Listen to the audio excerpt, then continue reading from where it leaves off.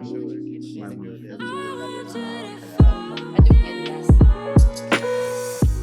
to the Wonderland Effect. I am your podcast host, Mai.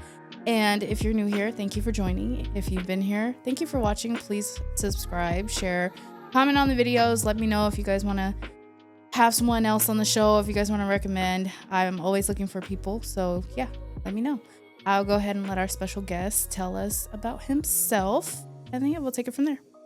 My name is Hometown Hero, aka your favorite self-love photographer. I am a photographer straight up out of Oakland, California. And I focus on self-love as well as different like business and stuff like that, but primarily, self-love shoots, especially for women. Mm-hmm. Okay, so how did you even get started with photography? Wow, that's an interesting story. So I never planned to be a photographer. I always say stuff happens by accident, but maybe, stuff happens when it's supposed to. But anyway, for years I would like shoot stuff on my phone and post it with like deep captions on Instagram, nothing like too serious. And one day I was headed out to buy an iPhone. I didn't really need one. It was corporate greed. But on my way out the door, my homeboy, Kenzie, may he rest in peace, he passed away this past July. He called me and was like, hey, I got a camera for sale. So I was like, well, what kind of camera is it? I knew nothing about camera. So it was foreign language at the time. And I said, well, how much you want for it? He said, give me $250 for it, which is what I was going to go put down on the phone. And he said, they got lenses and all this stuff. Like the lens alone was like $300. I didn't ask where he got it from or none of that. I said, run it. And literally ever since then, I've been a professional photographer. I love that. So I deal with a lot of photographers and a lot of people that are behind the scenes for cameras, obviously. What do you think is the primary function of a photographer? Like, what's your job? We do more than just push a button. That's number one. But for me personally, I can speak from my own experience. It's about really instilling that self-love. A lot of times, 99% of my clients are Black women. And I'm not going to say all of them have low self-esteem or anything like that, but you want to basically create an experience. And with me, I tell people, you're not just getting a photographer, you're getting an experience. Because you could walk in with a smile on your face, but I don't know what you really was dealing with that day. And because my natural energy is what it is, they might turn around. I've had clients tell me, you made me feel beautiful for the first time ever in my life. This is grown women. And I'm like, really? Like, I don't take stuff like that lightly. Yeah. But to answer the short version, to answer your question, it's really just about creating an experience to make people feel good, whether your client's man, woman, child, pet, whatever. It's just about creating a beautiful experience that people want to go talk about to other folks. Okay, so right now we're like I wouldn't say in the middle, but we're like, as a society, we've been banking on a lot of self-love and self-care and more about self. So where did you get your definition of self-love? Like, what is your definition of self-love? That changes every day. Because, self-love can be a multitude of things. But the reason why I started to push the self-love photographer thing was because I noticed, just women in my community, they deal, they go through divorces and, they have children. They might feel some way about themselves. They might go through other traumatic things in their life. And they just really just want to restore order, for lack of a better term. And or a lot of times they just want to feel good. And, most times with women, from my experience, they're like, oh, well, I don't like this about I got a roll on my side, or I don't like I got this, and it's like, yo, like, let's embrace that. And really my brother, Tony, LoveQuest, he was a photographer before me. And that's what he was pushing, the self-love. And he was like, I'm more about cleaning stuff up, like in the edit. He was like, yo, just let it all hang out. Like, and I'm like, natural. I said, that's where he's definitely very much a naturalist. And he ended up moving to Reno to pursue other endeavors. And like I said, I just kind of picked up the camera and I would just send him stuff. And he was like, man, you really took the crown that I left. And, you really pushing the self-love the way it's supposed to be pushed. And it's just like, yo, for me, we're going to clean the stuff up, but we ain't going to make you look like you don't completely different person. Completely different. But we want to do it in a way where you look good, you feel good about what you're posting. And again, you go tell other people like, man, when I shot with Hometown Hero, man, that shit was the bomb. Like, it was dope. Like, it was a great experience, and I really loved the work. I mean, I don't always hit it out the park. Yeah. You know, everybody has different opinions about what they like, and, you know, but, you know, for the most part, I think I'm doing pretty good. I think you're doing pretty good for yourself. With me, a lot of it has to do with the filters on Instagram. A lot of it has to do with everybody else's perception of perfection. Yeah. And it's so scary. But even I go through moments where it's like, do I post on Instagram just me without the filter? Or even like, I notice myself trying to find the right angle. So like I look thinner or I look this way. Or even doing a multitude of photo shoots. Like I will do photo shoots and then look at the photos, and out of 200 photos, I'll like 5 of them. I've definitely had that experience before with clients. I tell people like this, especially my bigger plus size women. I love my plus size queens. Anybody who knows me knows that. Mm-hmm. I always say, did you look like that when you went to bed last night? Yes. Did you look like that when you woke up this morning? Yes. Okay. Well, even if you don't like that you gained 50 pounds or 100 pounds, whatever it is, let's accept where you are now. Work towards where you want to be. I'm not telling you to stay that way, but work towards what you want to be. But right now you have this body. Right now you have whatever it is that you don't like on you. So let's embrace where it is right now. And in 6 months, if you're doing the work, you can look back and be like, man, like I feel or I look better than that. You know, I'm not here to tell you whether you look better or not, skinny, small, or bigger or whatever, but you can look back and say, I've really gotten to the space that I want to be in from this photo shoot. Yeah. Or this video or whatever. I mean, people have such a very, very, like, what is it called? They're influenced by so many different people. Yeah. And what they see is not always what it is. Like, your vision of yourself matters. Like, if you don't go and build that confidence within yourself, it's so much harder to do photo shoots. It's harder to, deal with them as photographers. Yeah. But even so, how do you deal with yourself, period? Like, you have to deal with something. I tell people all the time, 100 people can tell you that you're beautiful, but if you don't believe it, it don't matter. Do you think that editing and those kinds of things, or embracing body positivity, can almost be a crutch? Partially. It depends on how the edit is done. Because I've seen some very like overly edited photos, and I'm like, man, I know this chick. Like, she don't look like that. Like, or she's not that light, or it's kind of like an artist, like hearing a piece of music, and they're like a person like Prince who could play everything. So then he's rearranging this music in his mind as he's listening to it. I look at a photo and be like, I would have did this, I would have did that, I would have did that. And picked it apart. Yep. You know, like not picking it apart, not in a bad way. Yeah, but in a good way. But just more so like, oh, I know that this girl is not this light. Yeah. Or I know she's not that dark. I would have lit it this way. And I think sometimes, depending on who does the edit, people can give an unrealistic expectation to a client. It's like, no, like, let's do it in a way where we meet in the middle. We're going to do what we need to do on the edit side, but you're still going to look like you. I'm very big on that. Like, I don't want people to, like, I've had people ask me, can you take off 50 pounds? And I'm like, yeah, I can, but you're going to look 50 crazy. 50 pounds is insane. Right. Like, Maybe, 5 or 10, maybe, but like, if I take off 50 pounds, like, somebody going to look at this picture, look at you, like, this ain't you. Like, but see, that's why people feel like we're in a catfish world. We are in a catfish world. And I was explaining this to somebody that I was hanging out with, because one of the things that person brought up was like, you wear makeup on your podcast, but like at home, you don't really wear makeup. And I'm like, well, it's because I'm at home. Yeah, you're comfortable. I don't really need, like, to me, this is more of like for the public. Like, I don't really, and I don't know if that's a good thing or a bad thing necessarily. Like, yeah, I have certain standards, and it could be a bad thing. It is an insecurity sometimes, because otherwise I would probably come up here without makeup on. I think, you should do what's best for you. Like, for me, like, what a lot of people don't know about me is I'm very, like, kind of introverted, but I'm also outroverted too. Like, Hometown Hero is very outroverted.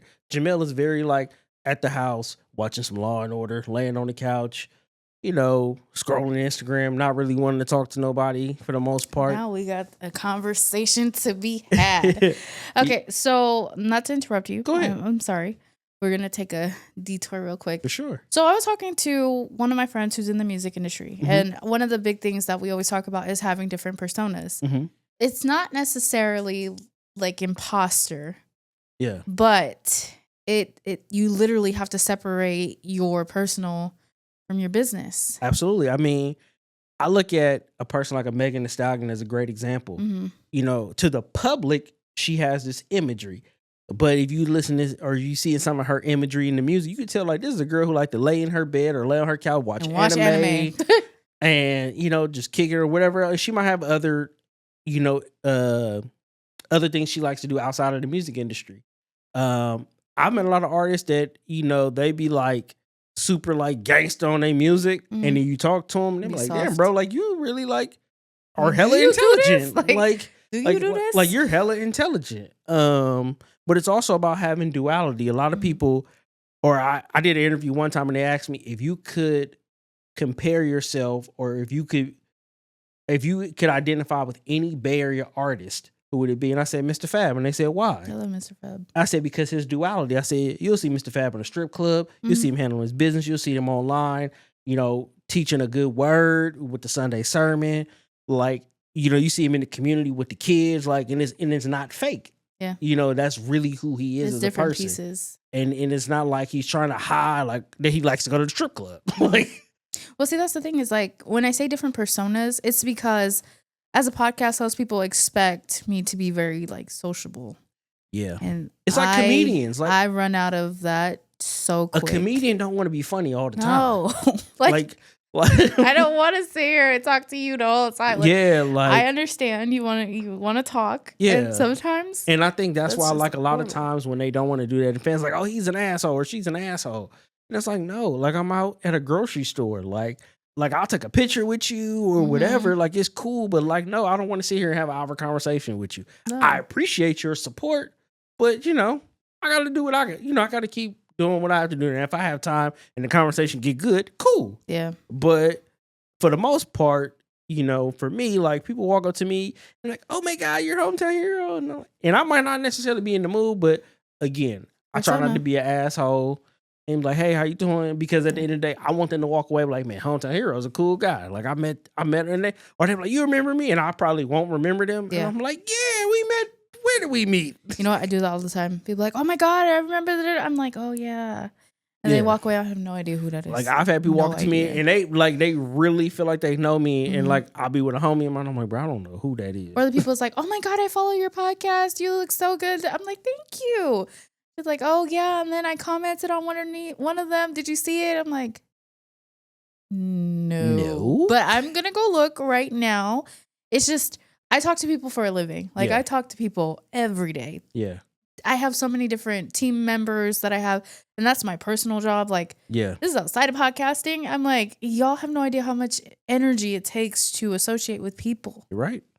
And then you have a normal job, right? Like I do. Okay. So you understand that as well. Like we have to shut off sometimes. Yeah. I mean, the beautiful thing about what I do is I really don't have to talk to many people. Lucky which is beautiful. I just can do what I need to do and get back to the office. Oh, excuse me. Hopefully you can edit that. No, but anyway, you know, do what I have to do. Go back to the office, do the paperwork or whatever. And, you know, just kind of be done with it. But you're right. It takes a lot to talk to people. But as an entrepreneur, I got to talk to people all the time. Like even though. Like now I'm kind of like getting people to like to go to the website. Like, oh, you want to see the packages or whatever? Here's the link to the website.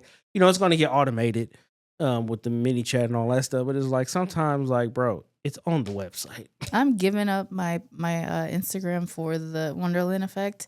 I damn near want to give up my personal one because it's not personal anymore. Yeah, like and the thing about it is with my Instagram, basically my photography one and my personal Instagram are kind of the same name. So it's like yes. Okay, so I thought I was tripping when I went to go research you like in the search bar, and I was like, wait, I thought I was following him already, and then I realized you have two different pages. Yeah, so people actually have a bunch of them, but those are the two main ones. Yeah. You know, the personal and the photography. And so a lot of times you say, oh, go find me at hometownhero.jpg, and they'll just click the first one, which is Hometown Hero, which is cool. You found me, but it's like, no, I wanted you to go To the JPEG. To the JPEG, even though I do the collab post, so a lot of the same stuff is on the personal page. But sometimes I might post something that don't have nothing to do with photography on my personal page. See, it's so different. So I think we talked about this in the entrepreneurship club. Yeah. Is that I just have a problem with the fact that I got to filter my clients from my personal to my business. The truth of the matter is me 15 years ago, I could have never ran a business on social media because I used to post a lot of crazy personal stuff. Like you had freedom. Yeah, it was more free. Like, and I mean, when I look at it now, I'm like, why did I post it? Like, I would go back and like delete stuff like that. Yeah. Like, you get the Facebook memories and stuff, and now you can go back on Instagram. They made it easier for you to do that. Yeah. I go delete a bunch of stuff because I remember like when Kevin Hart got the Oscars, they went back like 10 years and found like something he said about LGBT people. And it's like, really? Like, well, yeah, that's the risk that we take as public faces. Like you become a public face, you become public knowledge. And the issue with that is you're your brand. Yeah. I just want to know who has the time to go back 10 years. TMZ. That's crazy. World Star. That's crazy. Shade Room. That's their job. Like we are normal people, so we never really consider that part because to other people we might be celebrities. Yeah. To other people we might like really be luckily impactful. I haven't had any and I wouldn't post stuff that was just like super out of pocket, but but back then like I would like now like I'm like, why did it? Even though those things are still of interest, like why did I post stuff like that? Like, it's like the older you get, the more wiser you get with what you post. For sure. But it's even my progression in podcasting. I went from damn near being half naked to like I'm a lot more covered up now and a lot more modest. And nobody told me to do it. It just felt more comfortable. It just felt more comfortable for you. And I don't want to be 40 and my kids are pulling up videos of me half naked on the internet. Like, Mom, this is you? Be like, that was not Mom. that was mom. Before I was your mom. Yeah, this was a change for before you. Kids, before you, bro. Yeah, I changed for you.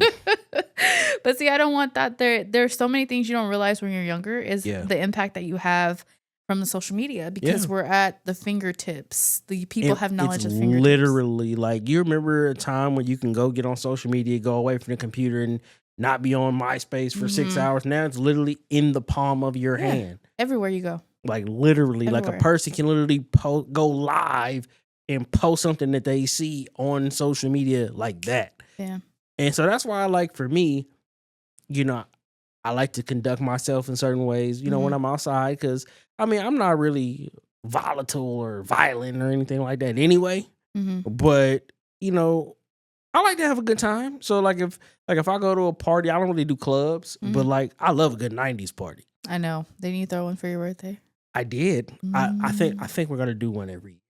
Not even for my birthday, but just in general. I actually have an idea for my next one. But anyway, can I ask you a question? Sure. Sorry, I'm gonna interrupt you again. Do you think that you would be classified as a local celebrity? Yes. But I don't feel that way. Okay. And my friend he called me, he was like, bro, you don't get the credit that you deserve. Yeah. And I said, what do you mean? He was like, man, you've done all the stuff. You did Barbecue on My Black, you did all that stuff. And not that I try to shy away from it. Barbecue on My Black was 6 years ago. And it's not that I don't like talking about it, because I love talking about it. For people to walk in and be like, oh man, like I love that. But sometimes like, bro, I'm on to like doing other stuff. But let's acknowledge what I'm doing now. But I love the fact that you love that I participated in this cultural, I don't want to say cultural revolution, but just this cultural event that literally shook up the city. And like, it was a beautiful time. But it's like, That's cool though that you were a part of that, because it was so impactful 6 years ago. People are still talking about it to this day. People still ask me when I'm gonna do another one. Are you gonna do another one? Okay, so we were planning to do one before Kenzie passed. So for people who don't know, my brother Kenzie Smith, he was actually one of the people who was harassed by Barbecue Becky. We were planning to do it, and he called me one day. It was probably had to be like a month before he passed, and was like, bro, I just want to move on with my life. And I was like, all right. And then he died. So that's crazy. Like just out of nowhere. Like it was just like I just didn't expect that to happen. And so I thought about doing one more in his honor. Mm-hmm. It costs a lot of money to do though. Yeah, ain't nothing. Events cost Like we tried to ridiculous. do an event at a park in Oakland, and just the what do they call it, the what's the game, the Serena tennis courts. Mm-hmm. And they was like, oh, it's gonna be $4,000 for the permits. I'm like, for some tennis courts? I'm like, you crazy. So I do want to do one more, just in his honor, just to like represent him in a way that his friends knew him, because his friends and his family knew different sides of him. If that makes sense. Mm-hmm. So, just for us as our community to come together and kind of honor him, have a good time, and do the whole barbecue and wild black thing. And a little bit of it is like the local celebrity kind of thing too. Like, come say hi. Yeah. Let's talk. But that's a good footing that you have within the community. Yeah. Like anybody that could touch the heart of a community is And that's what I try to do. When we did barbecue and wild black, we didn't plan for it to be what it became. yeah. It literally was, we saw that happen. He and I were friends already. Mm-hmm. I called him just as a friend, like to check on him, like, yo, what do you need, kind of thing. And another friend of mine, Logan, she was like, oh, I just want to get like 5 people together, go to the lake, stand in solidarity with him, like really like a protest kind of thing. So I was like, I'll make a little flyer or whatever, see if we can get some more people to kind of come out and just, kind of stand in solidarity. Mm-hmm. It started kind of getting around. I was like, okay, maybe 100 people will come. Mm-hmm. Then we did another flyer with the lady's picture on there, and it spread like wildfire. BET posted it, like it went like crazy. And I said, oh, we got something on the hand. 4,000 people showed up that day. Yeah, you never know. One little thing can change the course of everything. Yeah. And the one thing I love about Oakland, or one thing I love about black people, when we find an opportunity to make some money, they gonna make their money. I showed up that morning for like setting up at 8 a.m. The thing was supposed to start at like 11. People had tents up already. They had their booths. I'm like, what is going on? And I said, I love black people. Like, when it's time to go. Like when it's really time to go and people want to say something, they're gonna get up and they're gonna do it. Yeah, and that was I was nervous the whole day because I'm like, this is Oakland. And I'm like, I hope nobody get into a fight, and like, because we didn't have no security, no nothing. Like it was just literally off the love of the people. And it went without no fights, no gunplay, no nothing. I mean, we did block off the street, and people who live by the lake were very irritated with us. But even when we did the second one, there was no fighting. Even when it was kind of like a little something that was getting ready to happen, somebody stepped in and was like, listen, don't give them a reason to go on the news and say that, like, yo, whatever y'all arguing about, it ain't worth it. Yeah. And that person had such of an influence in the community that was like, you know what? You right. I ain't even tripping like that. Exactly. That's how it should be. People should be able to come together and do something positive for the community without getting into any altercations or making it not about the event. And the funny thing about that is, because it was the first time, it was like very grassroots. Like I said, we didn't have security, we didn't have insurance, we didn't have nothing. And when the city found out about it, they found me somehow, and they was like, listen, we love what you're doing, but we need to show you the right way to do it. And I knew nothing about, I was like, wait, you have to rent the lake? And they was like, you didn't know that? I was like, bro, I've been going to the lake my whole life. I never knew that. Parks, anything that's public, you have to rent it. You have to rent it. So they basically walked me through what to do. Kenzie got on the prac board as well. He was in charge of like helping get things like cleared for all kind of events. So of course, because he was involved with Barbecue While Black, we automatically got his vote. But they showed us what to do. They showed us how expensive doing an event of that magnitude can be. And I was able to get in rooms with folks who produce events like Fam Bam and the Black Joy Parade, and they like, oh, it's expensive. Yeah. And a lot of times these events really don't make money or they don't break even, but the people who produce them do it for the love of just seeing people come together. And when I went to the last Black Joy Parade, I'm just walking around with my camera, like, I'm like, I want to do Barbecue While Black again so bad, because I love the feeling of people coming together. Ain't nobody tripping off nothing. It wasn't not one fight. Like, people were just coming together, loving on each other. And that's the energy that we need, not just in Oakland, but just in the world, but in all impoverished communities. It's like, bro, like, you can go somewhere and hang out. Like, we had people coming to us after the first one. It was like, man, I had a family member, a cousin that I ain't seen in 10 years. and we were able to heal our relationship because we seen each other at Barbecue While Black. I had somebody tell me, it was like, I was funking with somebody and it was on site. And we saw each other and we was like, you know what? We're not going to do that here. Yeah. Because of what this, my friend said it's because I'm so positive. And I said, these people didn't even know me. But I think it was just the energy of what we were doing. It depends on your intention. Yeah. The intentions have to be there. You have to be doing it for the right reasons. Yeah. It's like when you start your business. If you come into the business world thinking that you're just going to make $1 million off the bat, you're never going to succeed. But that's also why I got into the self-love thing too with the photography and making women feel safe, because there are a lot of photographers out here who are creeps. And you know what? I'm very happy I've never had to deal with anybody like that. Everybody's been pretty professional with me, and thank God, because I've heard some horrible stories. I literally had a woman tell me, and I'll keep it clean for the podcast, but what the photographer told her, I said, yeah, he probably would have got punched in the face. You want to know something too, is like being a female entrepreneur it could be very risky. Yeah. Especially with running something where you have to be faced with strangers sometimes, and you might not be able to screen them the best. Yeah. So like anybody that I know who starts a business as a female owner, I always recommend like either you get help. Yeah. You always have someone with you. I wouldn't go anywhere by myself. Even as a man, I'm the same way. Especially, since the Me Too movement. Oh, and everybody's making accusations. You ain't finna get me. Straight up. But I'm also, I always tell people, bring somebody with you. Yeah. I advocate for it. You did tell me that too. And they're like, I know you. I said, I'm not saying you have to. Yeah. I'm just saying, just know that best interest. You can if you want to, because you maybe never met me before. I know I'm not gonna try nothing on you, but you don't know that. So, but then also I usually have a female assistant. So that way it might, because one of the things I've learned with shooting women, they are comfortable around other women. Yes, that. But then I might be shooting you, right? And it might be your hair might be certain. I'm not gonna notice that, but another woman was like, "Hold on, girl, your hair is like this. Let me fix it for you. Let me fix it." Or hold on, your eyebrow looks like your eyelid. I'm not gonna notice it unless it's like super visually unappealing, right? Yeah. I'm super big on that just because, again, I know who I am as a person, but I want everybody to feel comfortable. I want everybody to walk into a space and walk out of a space like, damn, that was awesome. I've literally had a client tell me, I talked to 5 people before you, and every single one of them tried to sleep with me. Yeah, that's the thing. And I'm like, before they got the money? It's crazy how many people are how many people are unprofessional. Yeah. In this world of entrepreneurship in general. Yeah. But on the flip side too, a person will call me and they'll be trying to talk hella professional.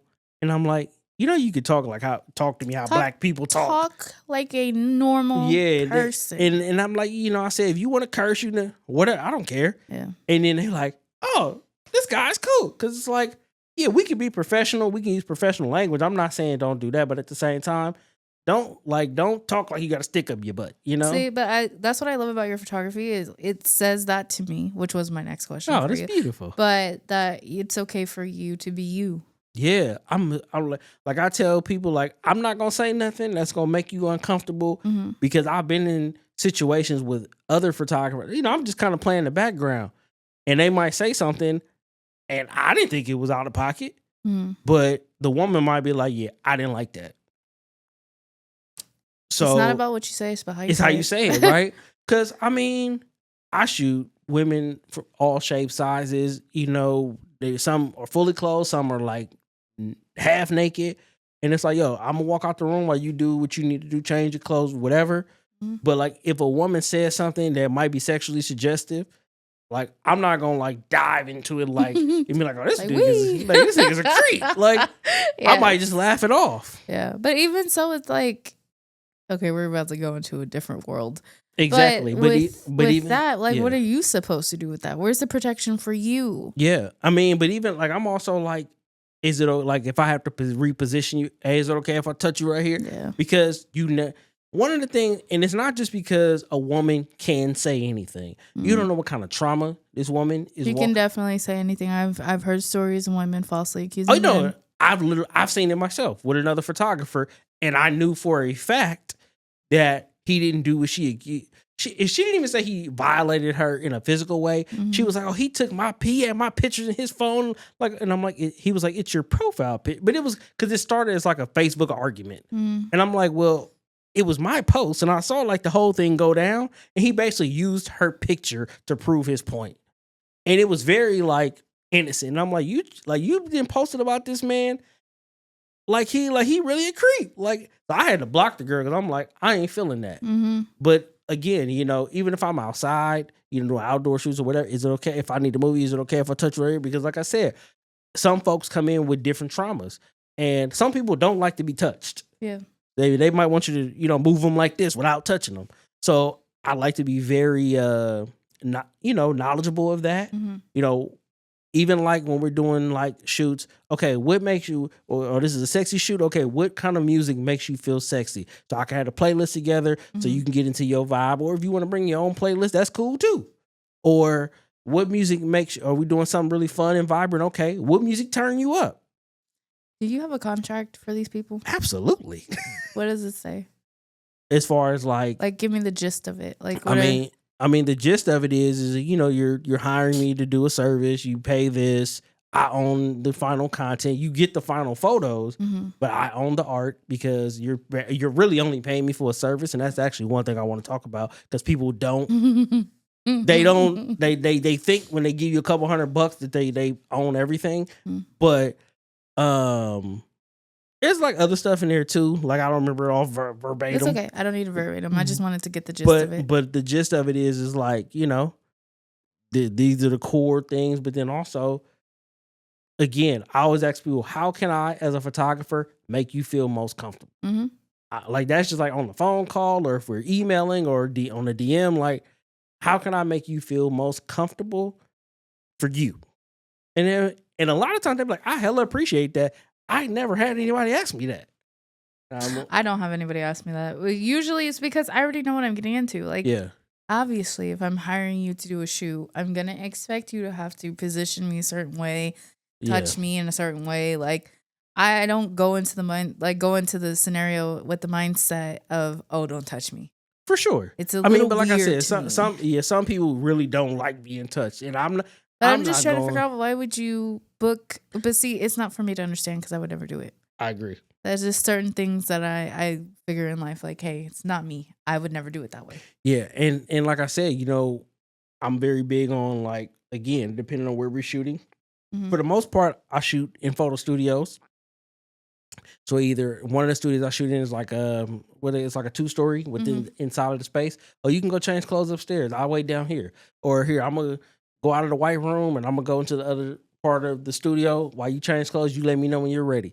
Oh, you want to do something sexy? Okay, let me make sure. I'm gonna make sure the studio is cleared out for you to make sure nobody's in the studio outside of like the people who's working on set, to make sure that you're comfortable. And a lot of times they're like, I hella appreciate that. Yeah, because I mean, it's a vulnerable space to be in. I guess you would say it's in public, even though you're inside, but it's like, if you're doing something semi-nude or nude, it's like you're allowing someone who doesn't know you to see you in a very vulnerable space.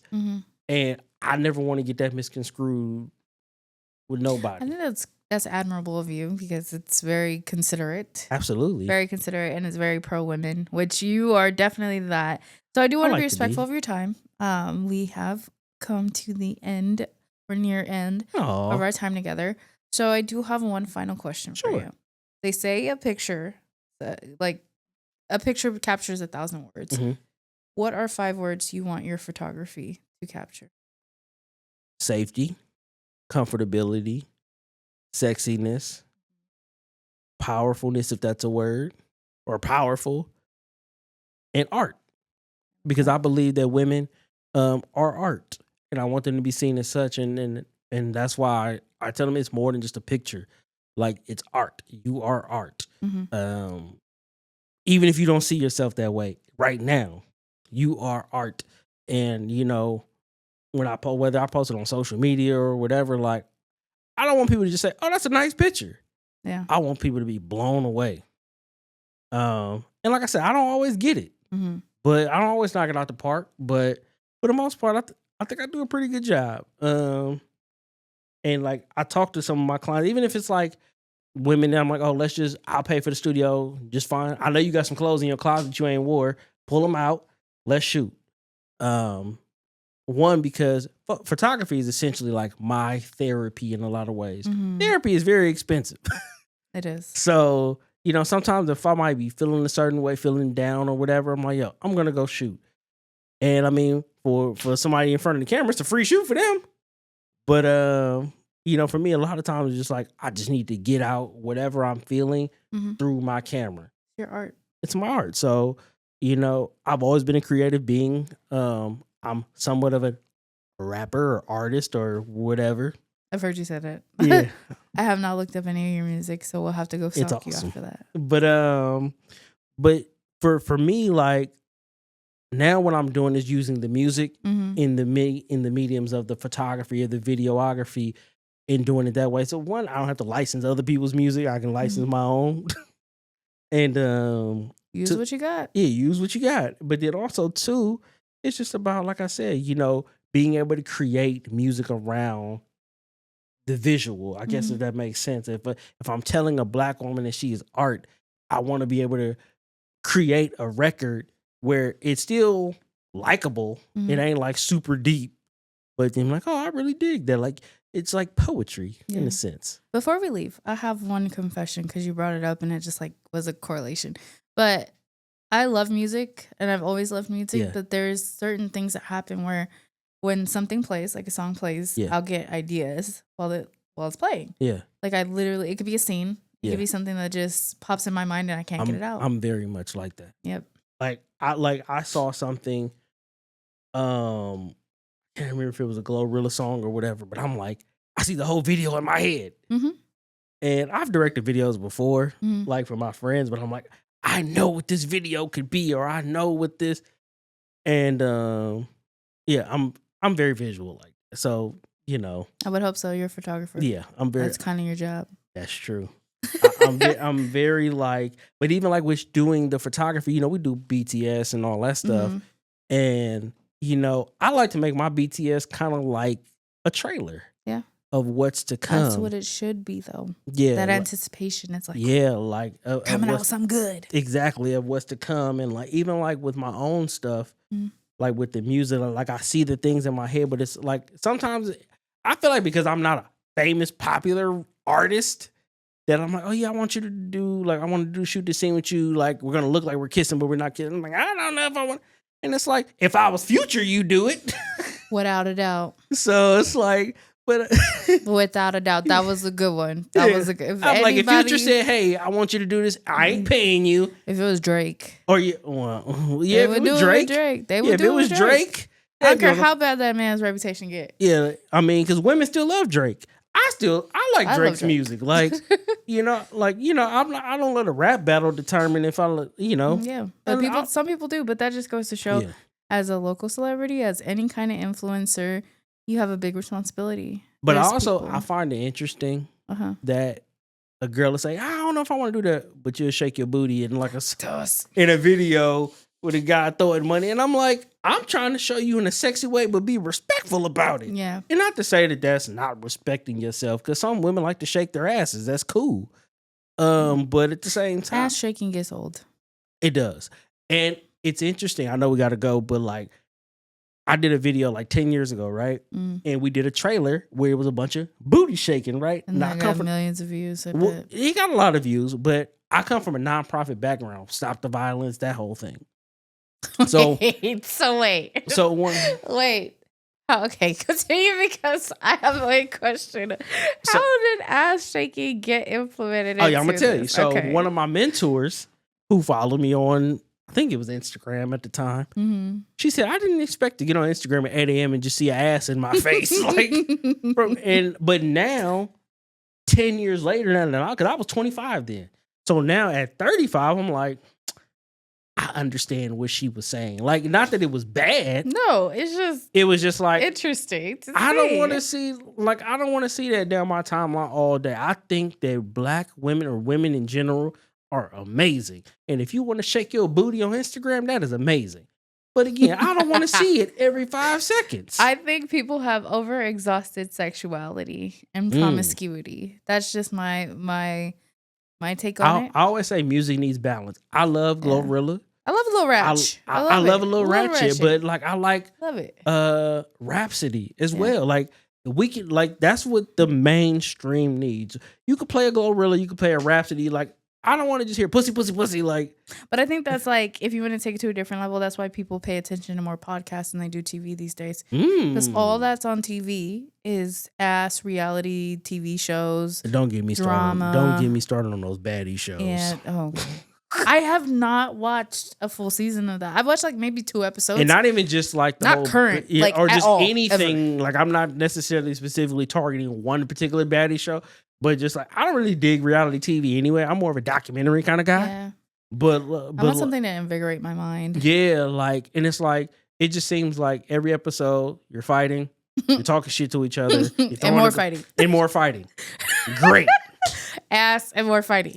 Yeah, and it's like, listen, I ain't knocking how a person get their money. Yeah. But like that doesn't stress people out. Drama stress me out. I be sitting there like, this is stress. Like my whole thing with the studio that I was with last. Yeah. That shit stressed me out. Yeah. I mean, but I asked the woman, I said, why do you like watching this show? It's because misery loves company. She said it's escapism. And they're addicted to she was misery. Like, if for an hour I can stop thinking about what's going on in my life. And pay attention to somebody else's problems. And I'm like, okay, that's I get so twisted. I get it. It's like, but why don't you work towards fixing whatever the problem is in your life? Take that hour.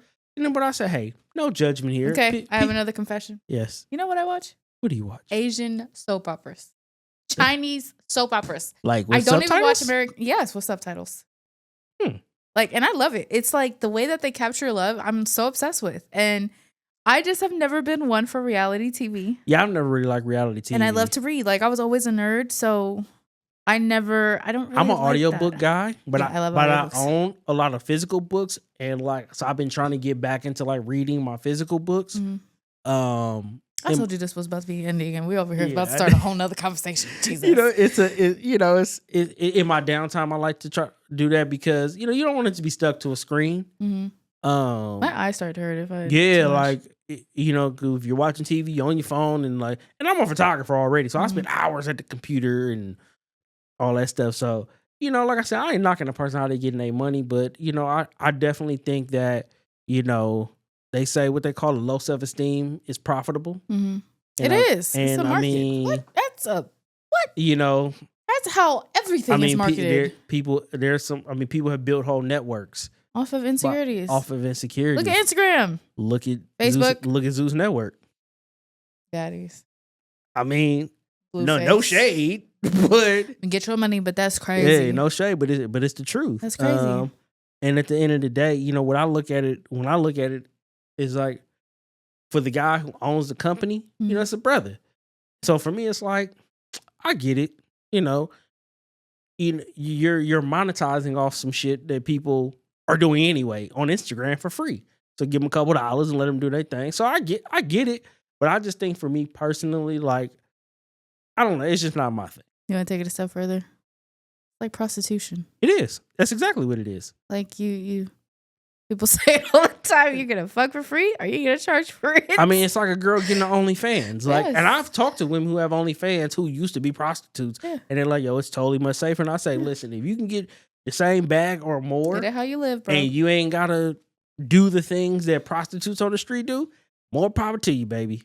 I'd rather you be safe and get your money than, But that's what everybody plays on. And I've said it, I'll say it again and again and again. And y'all could hate in the comments if you want to, because people do it all the time. But we sell sexuality. Oh, I definitely, like, even in my music, I know for a fact that I sell sex.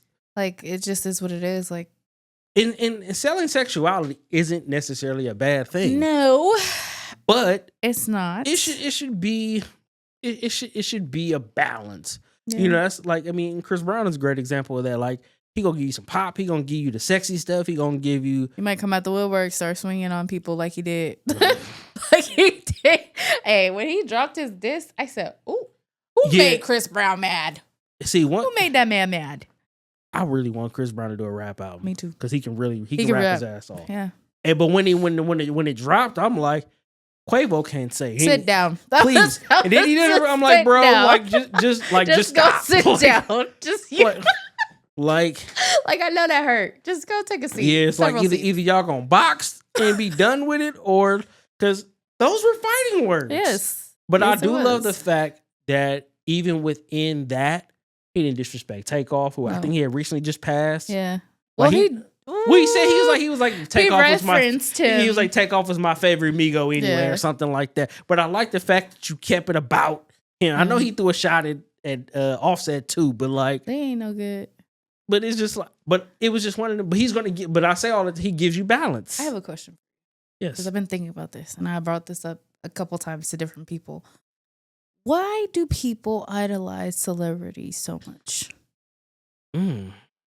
That's a great question. Because the more and more I think about it, like I don't really get starstruck anymore. I've met a lot of famous people, like just in general, just through connections, and I just like after attending Terry's event. I really was like, why do we idolize celebrities?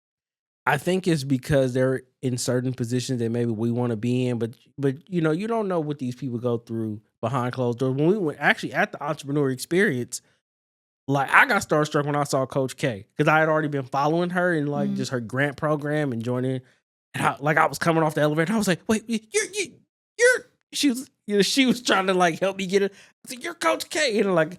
And it wasn't like if a girl seen Chris Brown walking down the street, like, oh my gosh, it wasn't nothing like that. But, you know, it's just one of the things like, oh, I can't believe, like, I knew you were going to be here, but like, I thought I was going to see you just on stage, like, not like right here in my face. After the women's forum, I went and like, I was leaving and Jason White stopped me and I was like, who the fuck is this? Like, I had no idea who he was because I had never been in that sphere of people. Yeah. So I'm just talking to this man, running it up. And then later on, my friend Portia goes, you know who that is? I said, no. She was like, that's Jason White. I said, okay. And she was like, he's speaking. And then I saw. Yeah, I'm like, ever since I became a photographer, I've never really been a starstruck kind of person. And I've met celebrities before. But really, when I became a photographer, like, I mean, I love taking pictures of myself. But like, I'm just more so like if my friend brings somebody into town, I'm just taking the picture. Like I did like the last, I guess you would say, celebrity that I met was Omarion's brother Orion. So we got a picture together because he was super cool. Like he didn't act like an asshole. He didn't act like he was just mad cool. He did his DJ set. He was super. I could tell that Zen shit that they're on is for real. That Zen shit. You know what? So many people bash them for their lifestyle. I'm trying to get there. But I understand it because you, like, I imagine this all the time because being a celebrity is not far-fetched when you put yourself out there. Yeah. Especially when you're consistent with it. So I always have these little scenarios in my head and I'm like, I can understand why you need to go find some Zen. Yeah. Because people are insane. I'm going to be honest with you, and I won't call the person's name. Uh-oh. But no, it wasn't bad at all. Okay. But I don't want to say I met this person, but I went to their concert, and you know, a lot of times, you know, at arenas they walk around and this person shook my hand and I almost passed out. All right. I'm not gonna say who it was, just for controversy reasons. It was a male. Oh but yeah. But for controversy reasons, I won't say who it was, but it was because I grew up listening to this person's music, always loving this person's music. So it was like, oh my God, this person shook my hand. And like, it was cool. And I remember at the time, like my dad was at the show and I was like, Daddy. And he was like, son, calm down. It's okay. But other than that, I really don't get like starstruck by people. You know, like I said, I met a bunch of like, hey, how you doing? Like, you a regular person like me. Like, I'm like, oh, I might be like, oh, that's cool that this person is, you know, down to earth or whatever. But for the most part, I'm not like running across the room to like scream. Yeah, like, yeah, I ain't doing none of that. But do you think it's because you're now creating and curating fantasies for people? Maybe. That's a great way to look at it. Because that's the way I look at it all the time. I'm like, damn, why do I not get starstruck? Like, I love Chris Brown. I love me some Chris Brown. But if I ever met him, first thing I'd ask is, can I interview you? I believe it. Like, it wouldn't even be like, oh my God, it's Chris. I'd be like, hey. Because he's probably used to like, oh my gosh, like that kind of thing. Calm the fuck down. I mean, like, people were paying $1,000 to meet Chris Brown. I know. They were $1,200. Yeah, or $1,200 to meet Chris Brown. And I'm like, which I think This people always shit on stuff like that, and But he's getting his money. but not even the fact that he's and getting he's his money. creating connections But with his fans. if you got a person who's a huge fan of Chris Brown or whatever artist, that could be their dying wish. People have dying wishes to meet people exactly. like that. It could be like, all I want to do is meet Chris Brown, and it costs $1,200 to do so, and you have the money, or Sold. you finally find the money to do that. Live that experience, because that's something that you can live with for the rest. You get a picture with them or whatever. Mm-hmm. You can have that picture not just on your Instagram, but you print it out or whatever you want to do. Put it up for the rest of your life. In 30 years, and you're like, oh my God, that night was so amazing. But they also have to remember, Chris Brown is in a whole different bracket. Yeah. He was making music when we were kids. This is like, true. Like he's somebody's fantasy since they've been 12. It's a trip because next year is 20th anniversary of his first album. And I'm like, damn, am I that fucking old? Yes. And I'm like, because I remember, or like when you hear somebody sampling a Chris Brown record, we're just using Chris Brown for reference. When you hear somebody sample a Chris Brown record, like, God damn, am I that fucking old? Yes, when they start sampling music, you know you've definitely been. Or like when you hear somebody sampling Salt Shaker, I'm like, God damn, like it feels like that song just came out. I was listening to it at a house party when it first came out. Exactly. Like Back That Ass Up as a record, okay. That was Juvenile. We all know like that. we kind of get it, but like him and Nelly came out. Yeah, I heard somebody actually speaking of Chris Brown, he sampled Air Force Ones. Yeah. And I'm like, am I that fucking old? Yes. Like, is that song that old? Yeah. Like, let's see, people have to remember certain things. There's different statuses of celebrity. Yeah. Nobody ever fucking complains about Mariah and Christmas. Yeah. Somebody posted. She's Santa. Yeah, somebody posted that Mariah is Santa. They think that Let It Snow is a better song than All I Want for Christmas Is You, and I kind of agree. I think they're great songs. I think we just hear one more than the other. And maybe that's what it is. Yeah. And you know what? I'm also tired of the remakes. Not a Mariah Carey song, but like Let It Snow. I am so tired of hearing different versions of it. Like I have my favorites. Yeah. I mean, my favorite Christmas songs, because I know Christmas just passed, are the Temptations version of Silent Night and the Nat King Cole. Really good. That's a really good. Amazing, the Temptations did a really good version of it. Yeah, and then obviously Nat King Cole, Christmas song as well. I ain't really hella into holiday music, but I am. I have a whole playlist. It's been going off. Everybody's tired of me. Yeah, but other than that, yeah, man, like I like those records. Those are songs I would listen to even if it isn't the holiday, just because you might catch a vibe. Okay, we need to get out of this conversation. All right, so thank you for coming in, and thank you for sharing your time with me. Thank you guys for being here as well. I will link all of his information below if you're not familiar with him. Make sure you book a shoot. Please follow, support, subscribe. Thank you guys for joining. Bye.